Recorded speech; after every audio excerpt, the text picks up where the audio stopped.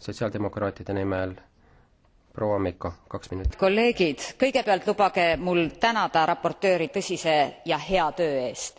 Minu kodumaal Eestis on kalapüük midagi enamat kui tööstus, enamat kui leiva teenimine. Kalapüük on lahutamatu osa meie kultuurist. 3 küljest veega ümbritsetud maal ei saagi see teisiti olla. Ma tunnen perekondi, kelle suguvõsa on põlvest põlve kalapüügiga tegelenud. Nende jaoks ei ole kalapüük äriprojekt, vaid eluviis. Tööstuslik kalapüük on rannakalurite elu huku äärele viinud. Täna kõne all olevad lest ja merikeel kuuluvad Maailma Looduse Fondi teatel kõige enam ohustatud kalaliikide hulka. Pooled piimtraaliga püütavatest lestadest osutuvad alamõõdulisteks.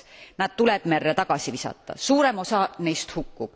Selline raiskamine on põliste kalurite jaoks arusaamatu. On selge, et raiskavate püügimeetodite kasutamine tuleks lõpetada pigem varem kui hiljem. Ma loodan, et Euroopa Komisjon on suuteline viivitamata läbi viima asjakohase uuringu ning esitama ettepanekud seniste püügimeetodite kiireks asendamiseks loodussäästlike meetoditega. Ma tean väga hästi, et kalanduse eripära ei võimalda nii kiiret reageerimist kui näiteks infotehnoloogiamajandus. Ma nõustun raporti ettepanekuga kehtestada üheaastaste püügikvootide asemel kvoot 3 aastaks. See tagab kalanduse järjepidevuse.